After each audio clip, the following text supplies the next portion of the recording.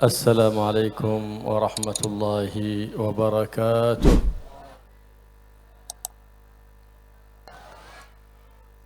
الحمد لله الذي هدانا للإسلام وجعلنا وإياكم من أمة خير الأنام سيدنا ومولانا محمد صفوة الأكوان، فكما اجتمعنا وإياكم على محبة هذا النبي العظيم، نسأله سبحانه وتعالى أن يجعلنا وإياكم من الناشرين لشريعته المحيين لسنته، وأن يحيينا على محبته ومحبة أهل بيته وأصحابه، ويحشرنا في زمرتهم زوار سيد الأولين والآخرين محمد الرؤوف الرحيم، مع الآمنين المطمئنين الذين لا خوف عليهم ولا هم يحزنون. Beliau Al-Habib Abdullah bin Abdurrahman Al-Muhdar memulai ceramahnya dengan memuji syukur kehadirat Allah Subhanahu wa taala yang telah memberikan kita hidayah sehingga kita menjadi umat Islam dan dijadikan sebagai umat Nabi besar Muhammad sallallahu alaihi wa alihi wasallam, dan Allah telah mengumpulkan kita pada malam hari ini dalam kecintaan kepada Nabi Muhammad sallallahu alaihi wasallam. Maka beliau mohon kehadirat Allah Subhanahu wa taala agar kita menjadi umat yang meneruskan perjuangan Nabi Muhammad, yang selalu melaksanakan sunnah-sunnah Nabi Muhammad, sehingga kelak di hari kiamat bisa dibangkitkan oleh Allah di samping Nabi besar Muhammad sallallahu alaihi wasallam bersama para ulama yang mengamalkan ilmunya. ونحن في هذه الحولية المباركة، حولية سيدي وشيخي الحبيب سلطان العلماء الحبيب سالم بن شيخ الإسلام عبد الله بن عمر الشاطري، أعاد الله علينا من بركاتهم وأسرارهم وأصولهم في الدارين، دار الدنيا ودار الآخرة، حين نجتمع في هذه الليلة المباركة نحتفل بالعلم، لأن هذا مظهر من مظاهر العلم، وتعظيم العلم من تعظيم النبي محمد صلى الله عليه وآله وصحبه وسلم، إذ العلم النافع هو المتصل بالنبي محمد سيد المعلمين سيد المربين. النبي محمد علمنا وربانا بالواسطة. ما هي الواسطة؟ شيخ مربي، عالم مربي، عن عالم مربي إلى سيد العلماء وسيد المربين محمد الرؤوف الرحيم، مثلما ربى أصحابه بالمباشرة ربانا بالواسطة. فما من عالم ولا من ولي إلا وسنده إلى النبي محمد صلى الله عليه وآله وصحبه وسلم، لكن في آخر الزمان يكثر الانقطاع، فكل علم منقطع لا يتصل سنده بالنبي محمد فلا بركة فيه. العلم النافع هو الذي يزيد في خوفك من الله، في مراقبتك الله، يزيدك بغضا في الشر وأهله وحبا في الخير وأهله.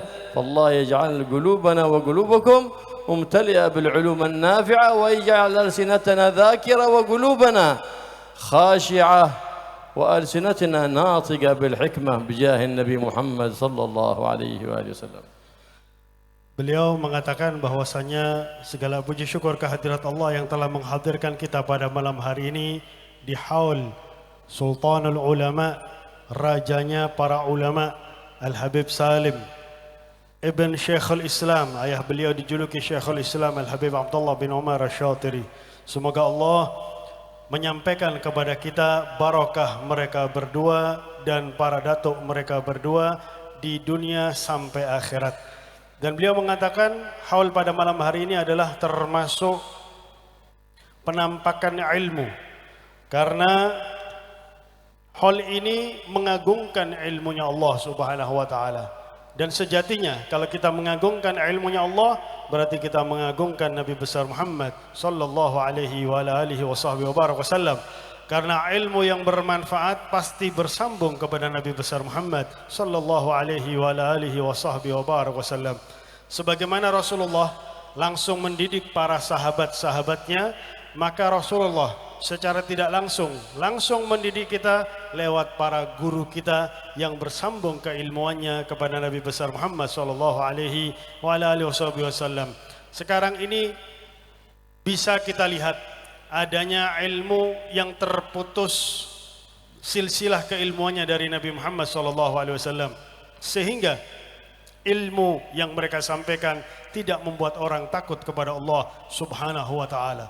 Ilmu yang bersambung silsilah keilmuannya kepada Nabi Muhammad SAW adalah ilmu yang membuat kita atau menambah kita takut kehadirat Allah Subhanahu wa taala. Maka beliau berdoa, semoga kita semua mendapatkan ilmu yang bermanfaat, lisan yang selalu berzikir kepada Allah Subhanahu wa taala. فصاحب هذه الحولية علم من أعلام العلم، ورأينا بأعيننا الشحمية أخلاق النبي محمد صلى الله عليه وسلم في هذا العالم الكامل للاتباع للنبي محمد صلى الله عليه وآله وصحبه وسلم. ومن أعظم هذه الشمائل ما وضع الله في قلبه من الرحمة، إذ أن العبد إذا وضع الله في قلبه الرحمة فذاك عبد أراد به الرحمة، لأن الله سبحانه وتعالى يعامل عبده يوم القيامة بما يعامل العبد به إخوانه المسلمين. فاحرص أن تعامل إخوانك بالرحمة، فمن تلك الرحمة أن هناك ناس سعوا في أذيته أيام الحكومة الظالمة في جنوب اليمن، وسعوا في الوشاية به. مع ذلك بعد مماتهم كان يحسن لأولادهم ويسوق إليهم النفقات، ولم يحمل في قلبه حقد على أحد ولا بغض على أحد ولا إضمار شر لأحد، لا شحنة ولا بغضاء. فالعبد الذي هذا وصفه هو يكون أعبد الناس إذا اتقيت الله وخلى قلبك عن الحقد والحسد. وهذه الأوصاف الذي يبغضها الله تكون أعبد أهل الأرض. فاحرص أن تكون من هؤلاء القوم، فإن الطهارة الباطنة هي محل نظر الله. إذا طهر باطنك فطهره، لأنك تعتني بمحل نظر الله سبحانه وتعالى. وطهارة الظاهر مطلوبة، فلهذا أثنى الله سبحانه وتعالى على طهارة أهل قباء فقال إن الله يحب المتطهرين، لأنهم كانوا يعتنون بطهارة الظاهر وطهارة الباطن، فإذا جمع العبد الطهارتين حصل له الخير في الدارين، دار الدنيا ودار الآخرة. Beliau mengatakan Habib Salim merupakan pembesar daripada pembesar ilmu yang ada di zaman kita ini. Beliau mengatakan, saya melihat sendiri dengan mata kepala saya sendiri bagaimana beliau Al-Habib Salim bin Abdullah bin Umar Syatiri sangat mengikuti Nabi Muhammad, sangat menjalankan sunnah-sunnah Nabi Muhammad, dan mengikuti segala perilaku dan tindak tanduk Nabi Muhammad SAW. Di antaranya, hati beliau memiliki rahmat yang sangat luas bagi orang-orang Islam. Dan disebutkan bahwasanya Allah Subhanahu wa taala akan memperlakukan kita kelak di hari kiamat sebagaimana kita memperlakukan saudara kita sesama muslim ketika kita hidup di dunia. Maka berperilaku baiklah kepada saudara kalian sesama muslim ketika kita hidup di dunia, sehingga kelak di hari kiamat kita akan diberlakukan dengan baik oleh Allah Subhanahu wa taala. Sudah kita dengar bagaimana orang-orang berbuat buruk kepada Habib Salim bin Abdullah bin Umar Syatiri. Tapi setelah meninggalnya mereka, justru Habib Salim bin Abdullah bin Umar Syatiri sangat perhatian kepada anak keturunan mereka. Bahkan sering memberikan rezeki kepada anak keturunan mereka. Padahal bapak-bapak mereka adalah orang-orang yang berbuat buruk, bahkan berusaha membunuh Al-Habib Salim bin Abdullah bin Umar Syatiri. Bagaimana beliau tidak memiliki perasaan dengki, perasaan dendam kepada siapapun. Maka jadilah orang yang disebut sebagai orang yang paling ahli ibadah di atas muka bumi ini. Siapakah mereka? Yang hatinya tidak ada perasaan iri dan dengki. Mereka lah orang yang disebut sebagai orang yang paling ahli ibadah di atas muka bumi ini. Dan sudah seharusnya kita selalu mensucikan batin kita, hati kita. Karena hati kita tempat pandangan Allah Subhanahu wa ta'ala.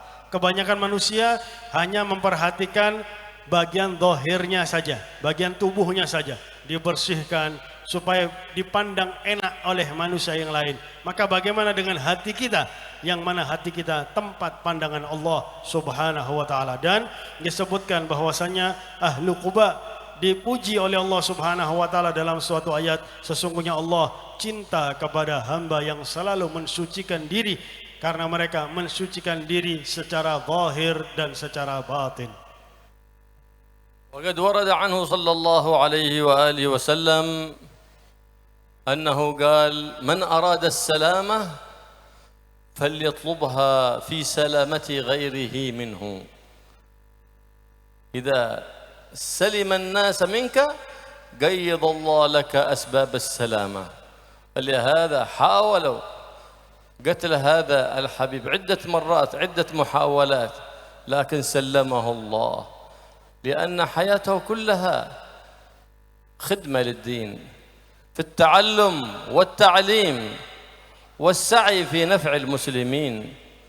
هذه هي وظيفة النبي محمد عليه أفضل الصلاة والتسليم. فمن كان هذا وصفه لابد أن يكون خليفة من خلفاء سيد الأولين والآخرين، فالله ينفعنا بأسراره وأنواره. وهكذا العبد المؤمن ينبغي له ألا يضمر الغل والبغض حتى على من آذاه فضلا عن غيره، لأنك ترحم ضعفه، لأن في باطن كل إنسان نفس أمارة بالسوء. هذا الضعف، إنسان ضعيف وضعف ضعفين بباطنه نفس أمارة بالسوء، باطنه هوى يميل إلى الباطل ويبتعد عن الحق، ومع ذلك كله في عدو يتربص به اسمه الشيطان. أمرنا ربي باتخاذ الحذر منه وصرح بعداوته: إن الشيطان لكم عدو فاتخذوه عدوا. أمرنا بعداوته. لكن ما نرى في هذا الزمان من تعدي المسلم على المسلم إنما سببه أن الدنيا قد غرست محبتها في القلوب. فالدنيا إذا كانت في يدك تعينك على طاعة الله فهذه ليست من الدنيا الغرور، لكن إذا أخذتها من حلها ووضعتها في محلها. لكن إذا لم تأخذها من حلها أو وضعتها في غير محلها، تلك الدنيا التي تشغلك عن الآخرة، تشغلك عن الله سبحانه وتعالى. فمن اتخذها صندل تحميه من الأذى والبلاء هذا ينتفع بها. وأما من وضعها على رأسه كالعمامة يتزين بها أمام الناس، ذاك هو المخذول والمبعود والمطرود من رحمة الله سبحانه وتعالى. نسأل الله العافية والسلام. فإذا غرست محبة الدنيا في القلب فإنه لا تنفع معه موعظة الواعظين ولا تذكرة المذكرين ولا نصح الناصحين. ولذلك وقع التعدي في هذا الزمان لأجل ماذا؟ والخصام والمقاطعة لأجل ماذا؟ لأجل مظهر من مظاهر الدنيا، إما مال وإما جاه وإما سلطان، حتى أدى بالبعض إلى التقاتل والعياذ بالله في ايش؟ لأجل وسخ من وسخ الدنيا. يقتل المسلم يؤذي المسلم من أجل ايش؟ من أجل انتخابات.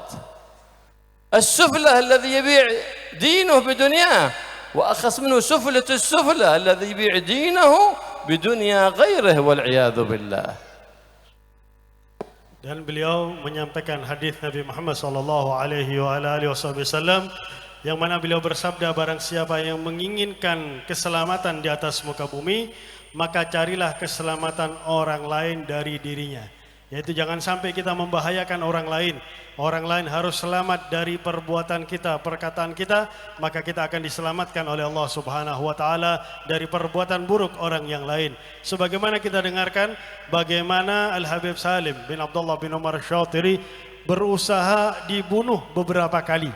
Akan tetapi diselamatkan oleh Allah Subhanahu wa taala. Kenapa? Karena beliau selalu berbuat baik kepada orang lain. Beliau mengajar, beliau berdakwah, beliau melanjutkan perjuangan Nabi Muhammad, dan itu adalah kebaikan yang luar biasa, yang paling tinggi, karena itu adalah tugasnya Nabi besar Muhammad sallallahu alaihi wasallam, sehingga beliau pantas disebut sebagai khalifah Nabi Muhammad sallallahu alaihi wasallam. Semoga Allah memberikan manfaat beliau kepada kita dan orang yang kita cintai. Dan beliau sendiri mengatakan bahwasannya di dalam batin manusia, di dalam hati manusia, di dalam tubuh manusia ini ada namanya nafsu yang selalu menyeru kepada keburukan, yang selalu mengajak manusia untuk berbuat kebatilan, ditambah dengan tipu daya syaitan, yang memang syaitan itu adalah musuh kita, yang mana Allah Subhanahu wa taala telah bersabda, telah berfirman di dalam Al-Quran Al-Karim, menyampaikan kepada kita, sesungguhnya syaitan adalah musuh kalian, jadikanlah dia sebagai musuh kalian. Jangan sampai kita pernah tertipu oleh syaitan. Dan yang bisa membuat kita untuk tidak mudah mendapatkan nasihat dari orang adalah cinta yang sungguh tertanam, cinta kepada dunia yang sungguh tertanam di hati kita. Tempatkanlah dunia di tempatnya, katanya beliau. Karena dunia itulah yang akan menyibukkan engkau dari Allah Subhanahu wa taala. Beliau memberikan contoh, sandal, tadi beliau menyebut sandal. Sandal itu kita pakai di bawah, kita pakai di kaki kita, maka kita menempatkan sandal pada tempatnya. Tapi sungguh bodoh kalau ada orang yang menempatkan sandal di kepalanya, dianggap sebagai imamah bagi dirinya. Na'udzubillah min dzalik. Kelihatan kalau orang tersebut menempatkan dunia bukan pada tempatnya. Dan yang paling parah dari orang yang sangat cinta kepada dunia, tidak mungkin mudah menerima nasihat. Nasihat apapun tidak akan masuk kepada dirinya, tidak akan merubah dirinya.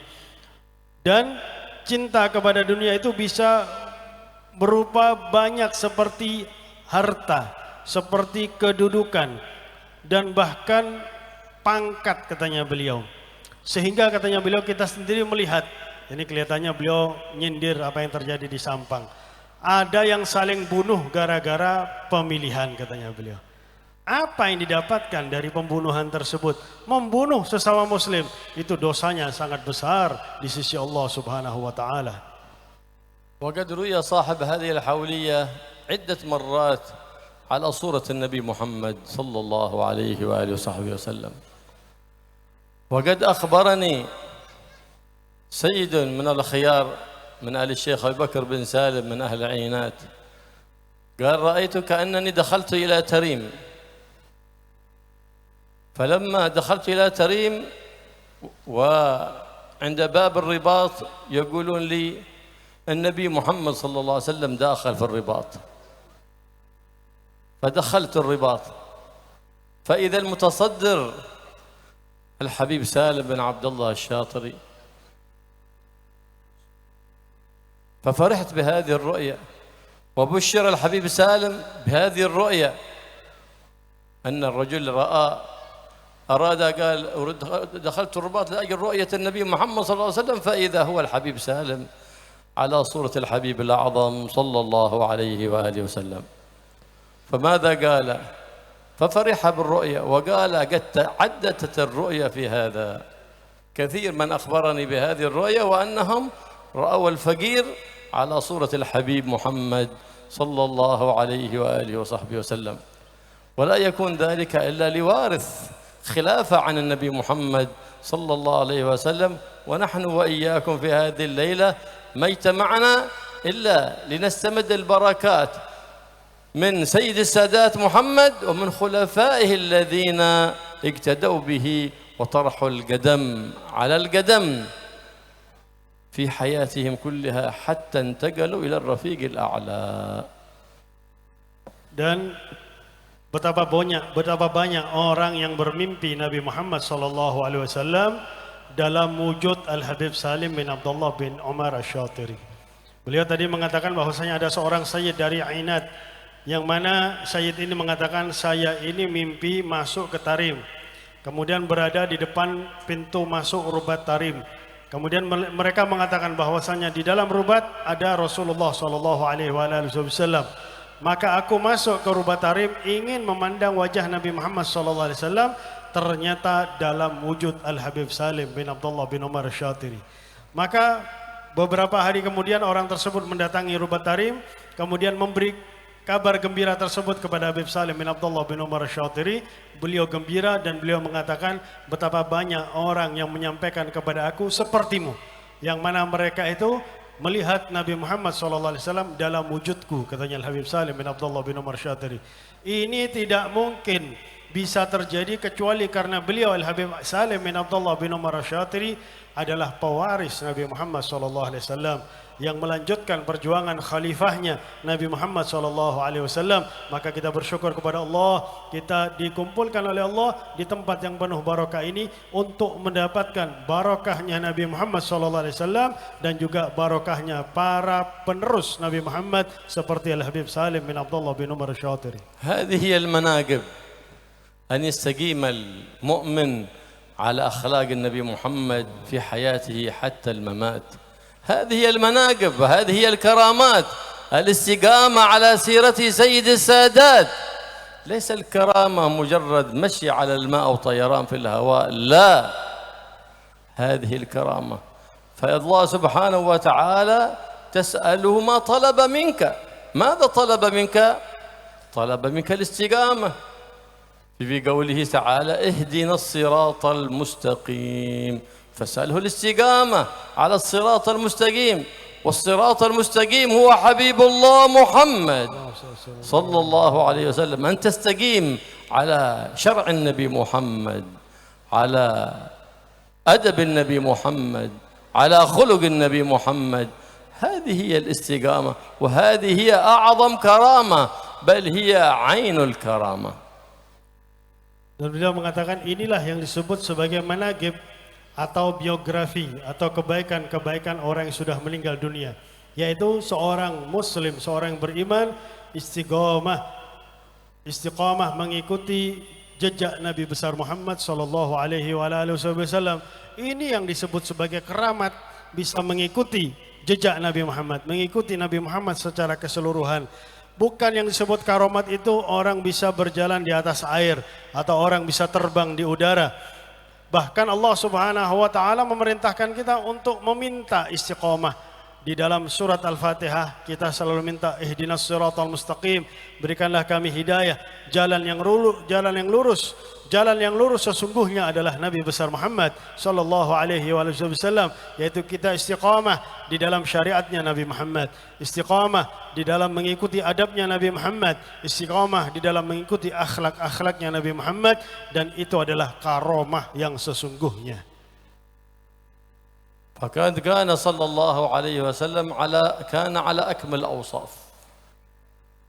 كان سيد العالمين، سيد العابدين، ومع هذا ماذا خطبه الله فقال وإنك لعلى خلق عظيم، وهو صاحب العلم العظيم وصاحب النسك العظيم وصاحب كل وصف عظيم، لكن خص ذكر الخلق العظيم، لأن هذا الوصف الذي يحبه الله ويحبه رسوله.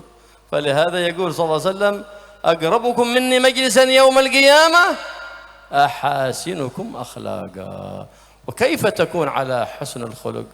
أن تكف أذاك عن غيرك، فلا يصل منك أذى أبدا، ولا تهم بأذى على أحد، وأن تتحمل الأذى من غيرك، ومن آذاك سامحته لله، فذاك يرفع منزلتك عند الله ويورثك عزا في الدنيا وفي الأخرى. وأن تبذل الندى بما فضل عن حاجتك وإن قل، إذ نية المؤمن خير من عمله، كما قال صلى الله عليه وآله وصحبه وسلم. فإنك إن نويت بالعمل الصالح ولم تتمكن من فعله كتب لك أجر العمل الصالح، فإن فعلته كتب لك أجران، أجر العمل الصالح وأجر النية الصالحة.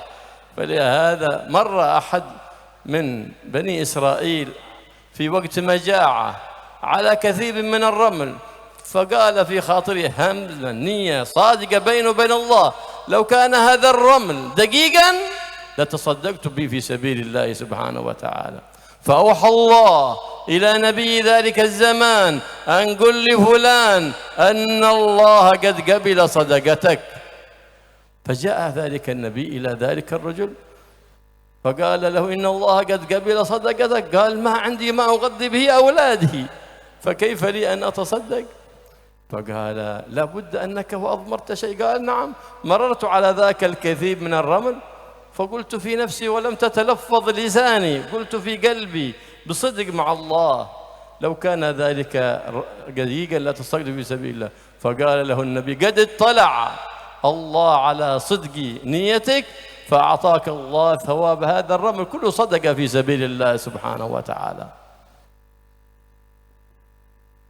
Dan kita selalu mendengar bahwasanya Nabi besar Muhammad sallallahu alaihi wasallam itu memiliki sifat yang sangat sempurna.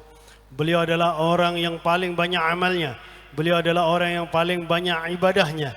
Akan tetapi apa yang dipuji oleh Allah dari Nabi Muhammad sallallahu alaihi wasallam, innaka ala khuluqin azim. Yang dipuji oleh Allah adalah akhlaknya Nabi besar Muhammad sallallahu alaihi wasallam. Padahal beliau ibadahnya sangat banyak dan beliau amalnya sangat banyak, tapi Allah mengkhususkan untuk memuji akhlaknya Nabi besar Muhammad SAW. Dan beliau sendiri mengatakan kepada kita sebagai umatnya, yang paling dekat di antara kalian dengan aku kelak di hari kiamat adalah orang yang paling bagus akhlaknya di antara kalian. Maka sudah selayaknya kita di dalam kehidupan ini jangan sampai mengganggu orang, jangan sampai merugikan orang. Bahkan kalau kita diganggu orang, kita jangan membalas dendam kepada orang tersebut. Kita jangan membalas keburukan dengan keburukan. Bahkan kita memaafkan perilaku buruk orang kepada kita, sebagaimana Nabi besar Muhammad sallallahu alaihi wasallam. Dan sudah selayaknya kita juga dari kelebihan kebutuhan kita sedekahkan di jalan Allah Subhanahu wa taala, karena sekarang banyak sekali umat Islam yang sangat membutuhkan bantuan kita. Kalau memang kita tidak punya apa-apa, maka kita niat memperbanyak niat yang baik. Seandainya kita punya harta, kita sedekahkan di jalan Allah Subhanahu wa taala. Kita sudah mendapatkan pahala dari niat tersebut. Kalau kita lakukan, kita akan mendapatkan 2 pahala. Dan disebutkan bahwasannya di zaman Bani Israel pada waktu paceklik, ada seorang Bani Israel melihat padang pasir yang sangat luas. Padang pasir itu sangat luas, nggak ada ujungnya. Maka dia mengatakan dalam hatinya, seandainya padang pasir yang luas ini adalah tepung dan itu menjadi milikku, maka aku akan sedekahkan semua di jalan Allah Subhanahu wa taala kepada orang yang sedang mengalami kelaparan pada saat ini. Maka Allah Subhanahu wa taala mewahyukan kepada Nabi di zaman tersebut, katakan kepada fulan bin fulan, aku telah menerima sedekahnya. Maka Nabi tadi mendatangi rumah orang tersebut dan mengatakan, Allah telah menerima sedekahmu. Orang tadi mengatakan, saya enggak sedekah, saya sendiri enggak punya apa-apa untuk dibuat makan bagi keluarga saya. Bagaimana saya mau sedekah? Pasti kamu ada suatu perbuatan yang bernilai sedekah. Oh iya, beberapa hari yang lalu saya melewati padang pasir yang sangat luas dan saya cuma ngomong dalam hati. Itu tidak keluar di lisan saya, cuma berkata dalam hati saya, seandainya padang pasir yang luas ini adalah tepung dan itu adalah milikku, aku akan sedekahkan semua di jalan Allah kepada orang yang sedang mengalami kelaparan. Maka Nabi tadi mengatakan, itulah sedekahmu yang sudah diterima oleh Allah Subhanahu wa taala. Padahal cuma niat saja sudah diterima oleh Allah Subhanahu wa taala dan disebut sudah bersedekah. Bihadza yablughu al-'abd أعمال في هذا الزمان صالحة عظيمة لكنها هجرت. ليش؟ لأنه غاب المربي، وقد قال السلف الصالح: لولا المربي ما اهتديت لربي. مربي بيعرفك نفسك، من شيخك بيعرفك نفسك، بتعرف نفسك. لهذا قيل: من عرف نفسه فقد عرف ربه.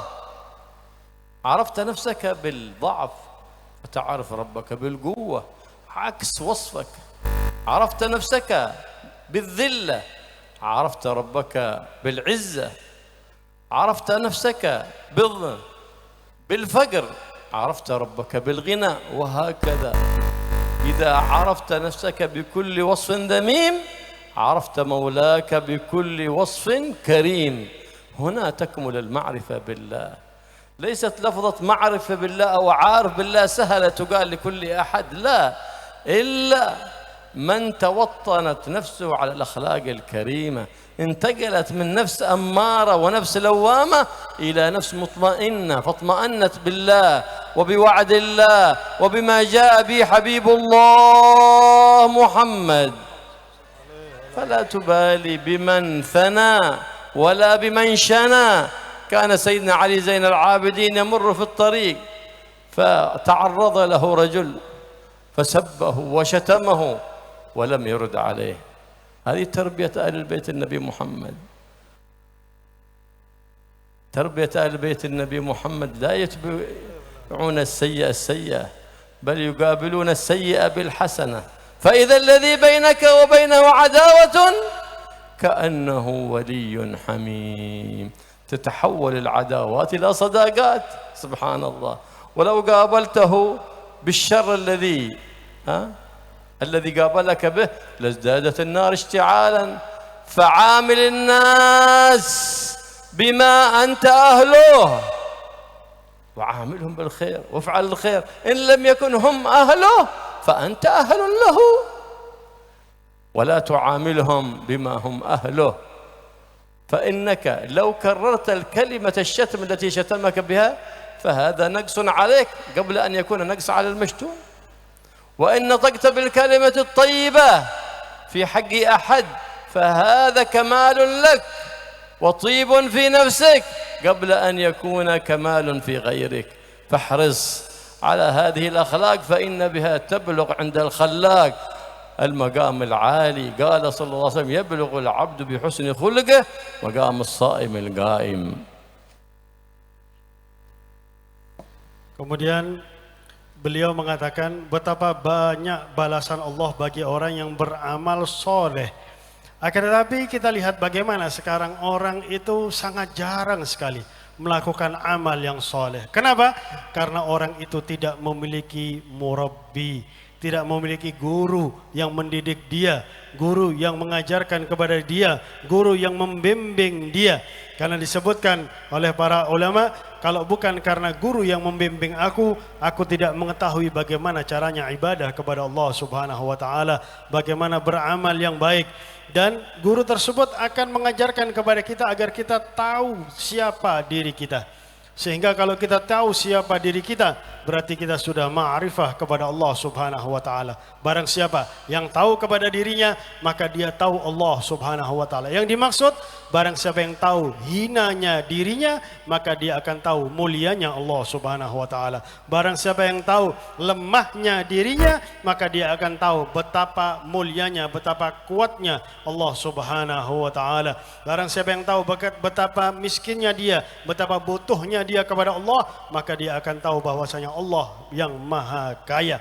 Sehingga orang seperti itu yang dibimbing oleh seorang guru yang disebut sebagai murabbi, dia nafsunya akan naik dari nafsu amarah menjadi nafsu lawamah, sehingga bisa menjadi nafsu yang mutmainnah, nafsu yang sangat tenang, nafsu yang sangat menerima semua ketentuan Allah Subhanahu wa taala, tenang dengan Allah, tenang dengan Rasulullah sallallahu alaihi wa alihi wa sahbihi wa baraka wasallam.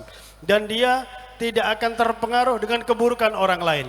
Dicontohkan oleh beliau tadi Sayyidina Ali Zainal Abidin, cucunya Nabi Muhammad. Suatu saat sedang berjalan, tiba-tiba ada orang yang mencaci maki beliau. Beliau sama sekali tidak membalas cacian tersebut dengan cacian. Bahkan beliau tersenyum kepada orang tersebut. Dan ini sesuai apa yang disampaikan oleh Allah di dalam Al-Quran. Kalau ada permusuhan orang lain terhadap dirimu, maka dia akan mendapatkan engkau adalah orang yang sangat terpuji, membalas permusuhan dengan kebaikan, malah berbuat baik kepada para musuhnya. Maka beliau mengatakan, sebagaimana dikatakan oleh para ulama, kita kalau ingin berbuat kepada orang, berbuatlah dengan kebaikan yang ada pada diri kita. Berbuat apa yang terbaik yang ada pada diri kita. Jangan sampai kita berbuat dengan perbuatan orang tersebut kepada kita, sehingga kalau dia mencaci, kita akan balas dengan mencaci. Tapi kita berbuat dengan apa yang terbaik yang ada pada diri kita, sehingga cacian mereka tidak akan berpengaruh sama sekali, karena kita tetap mau berbuat baik kepada orang sebagaimana apa yang ada pada dirinya. Maka beliau mengatakan bahwasanya kesempurnaan bagi kita adalah kalau kita sudah tenang ketika kita mendapatkan keburukan dari orang lain dan tidak membalasnya dengan kebaikan. Bahkan disebut bahwasanya,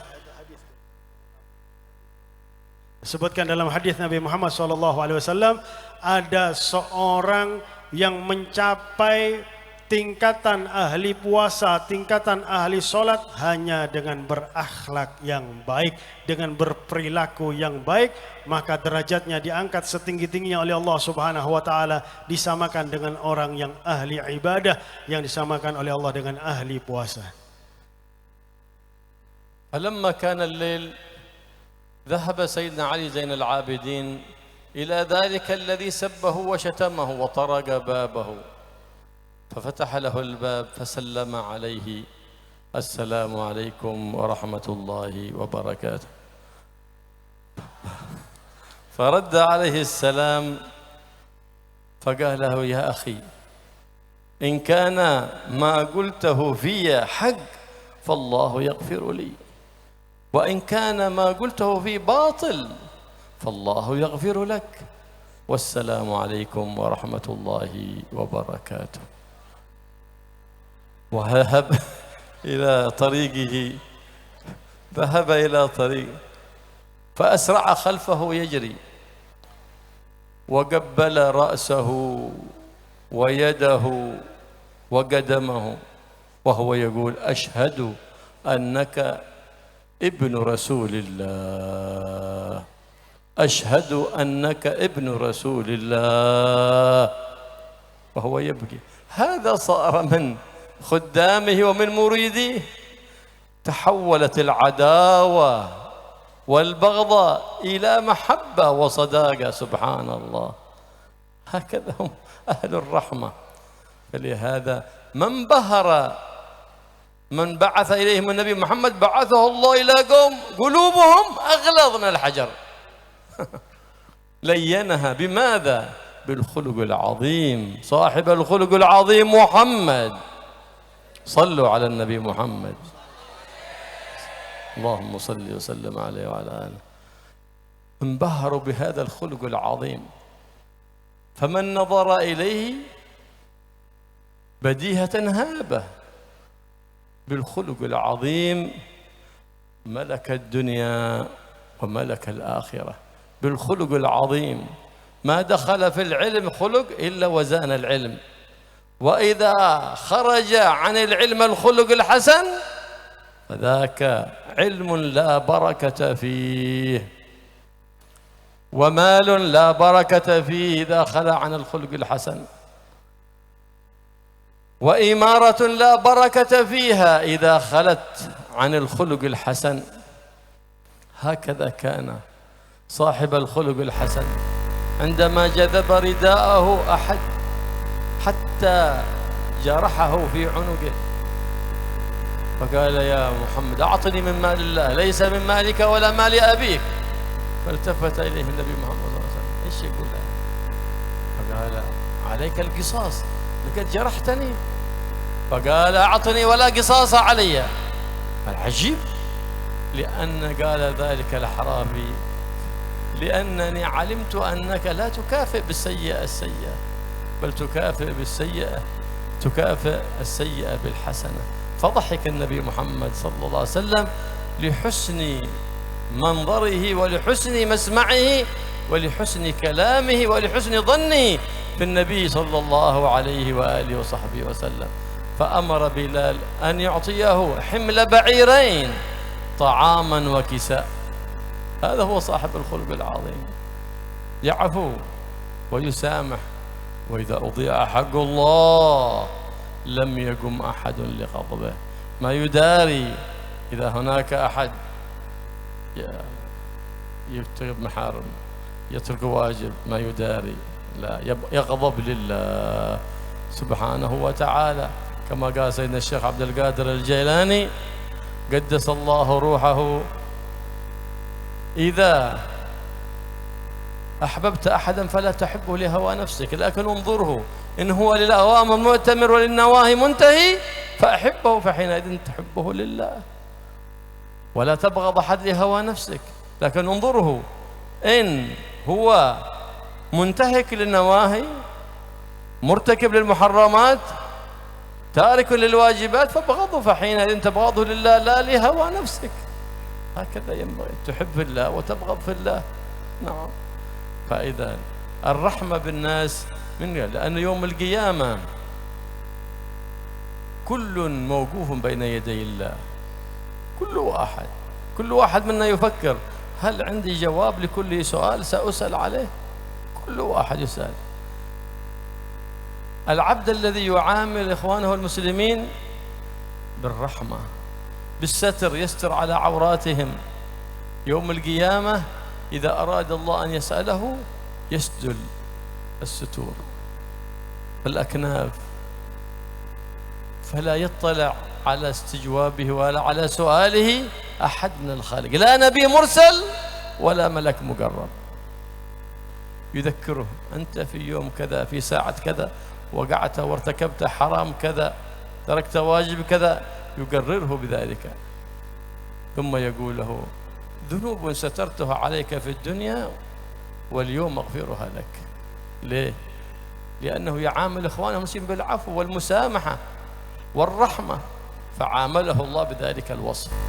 ومن كان يسعى في هتك ستر إخوانه المسلمين ولا يرحم إخوانه المسلمين يوم القيامة يوقف بين يدي الله ويقرره بمعاصيه: في يوم كذا فعلت كذا وفعلت كذا، وتظهر تلك كلها في الشاشة، يراها كل ملك وكل نبي وكل البشر يرون تلك الفضائح، فيقال له: اقرأ كتابك كفى بنفسك اليوم عليك حسيبا، اقرأ فضائحك تشوفها كلها.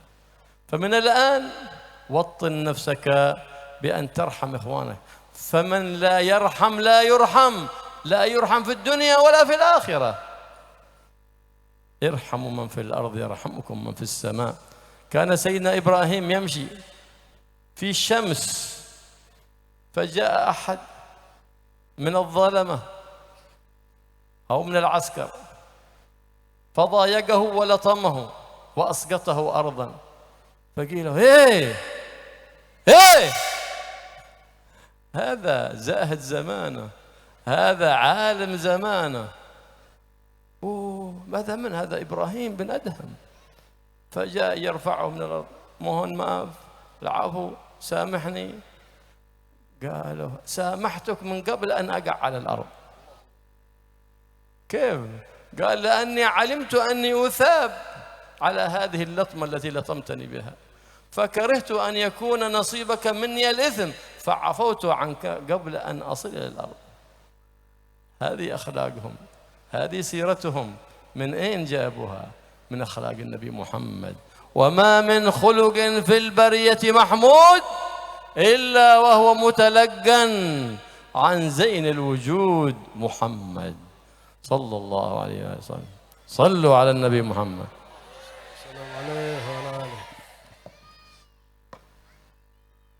Kemudian beliau menceritakan tentang apa yang tadi terjadi ketika Sayyidina Ali Zainal Abidin dicaci maki oleh orang secara tiba-tiba. Malam harinya Sayyidina Ali Zainal Abidin mendatangi rumah orang tersebut, diketuk pintu rumahnya dan mengucapkan salam. Jadi yang salam Sayyidina Ali Zainal Abidin, bukan sampean yang jawab tadi ya.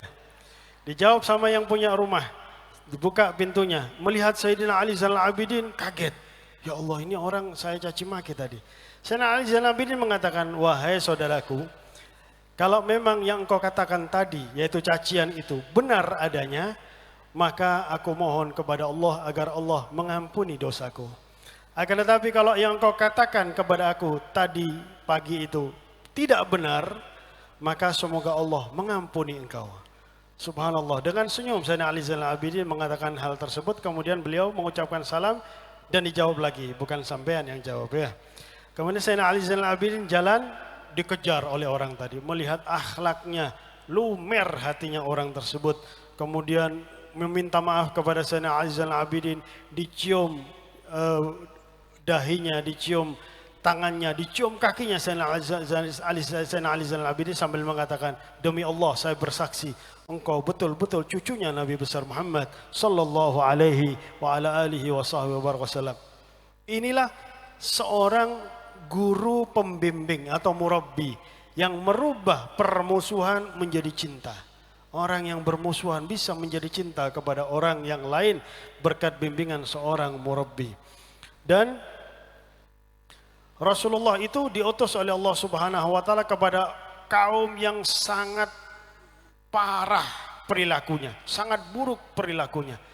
Akan tetapi Rasulullah sallallahu alaihi wasallam merubah mereka dengan akhlak Nabi besar Muhammad sallallahu alaihi wasallam.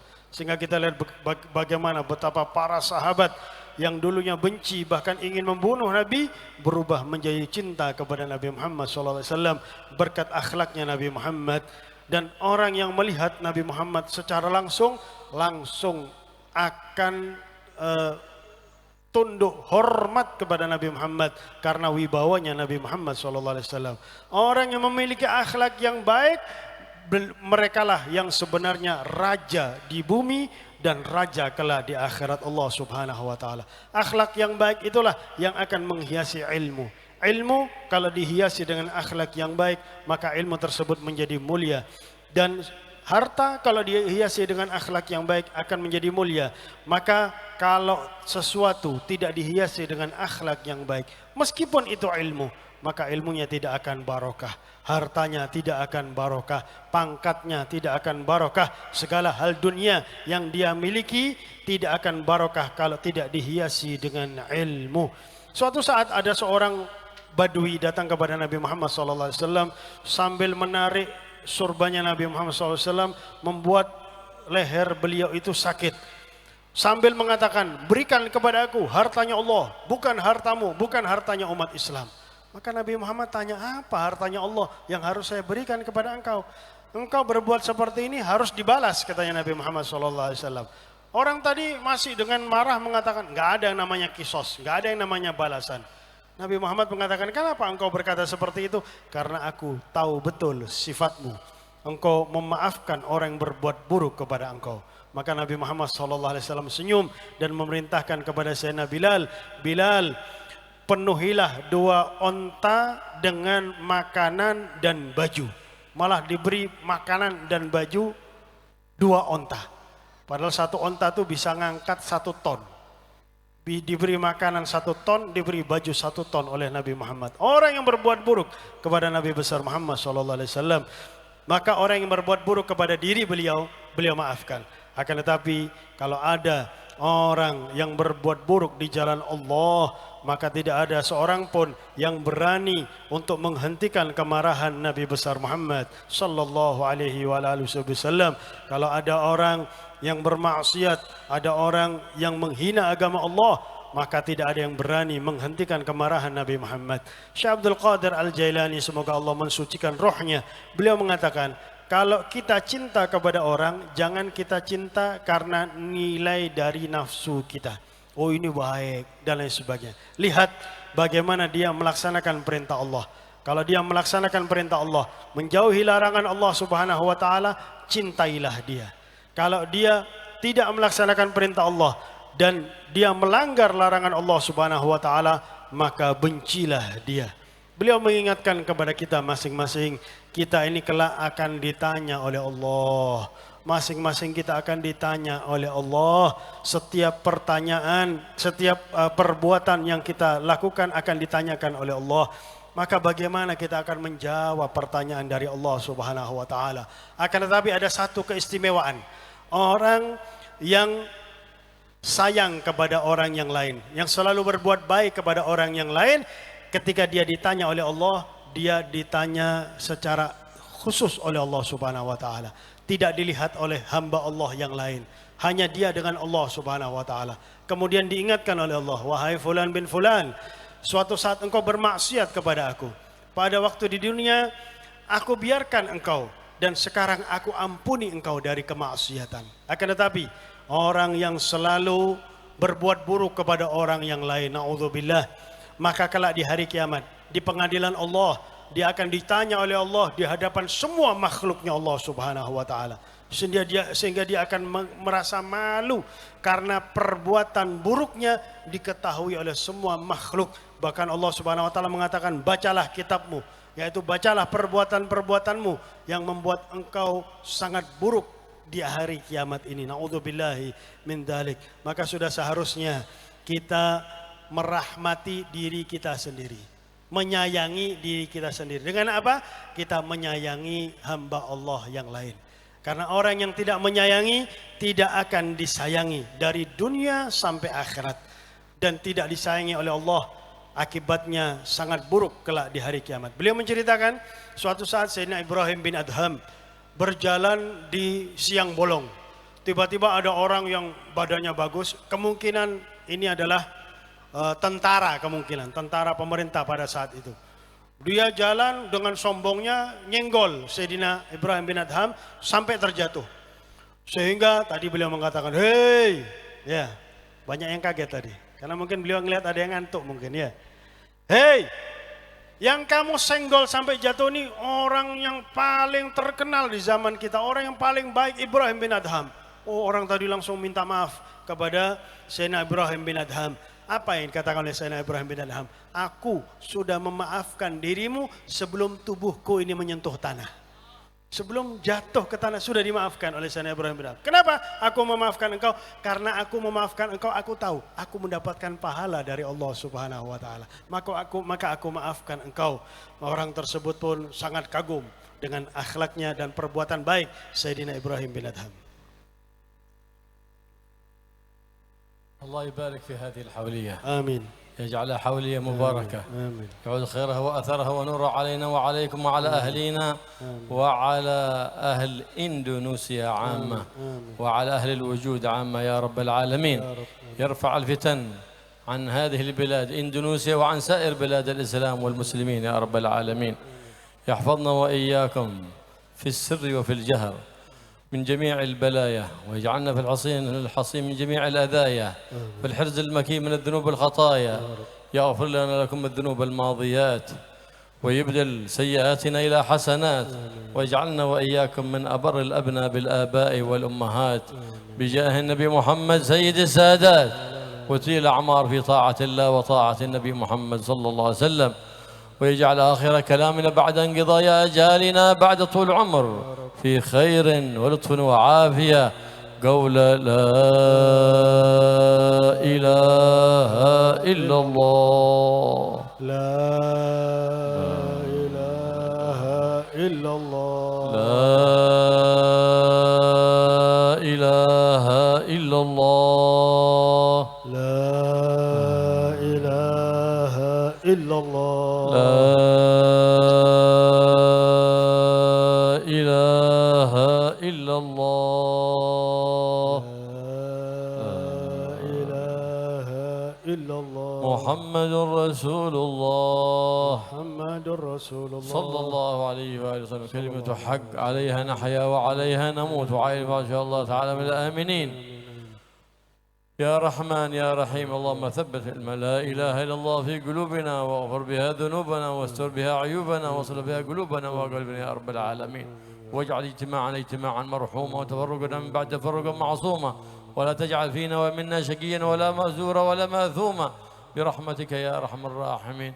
وبارك في من كان سببا في هذا الجمع، اجعله في كفة حسناته، ومن قام في هذا الاجتماع ومن سعى في هذا الجمع العظيم الله يجعل ذلك في كفة حسناته ويبارك فيه ويجعله من أهل العلم ظاهرا وباطنا يا رب العالمين.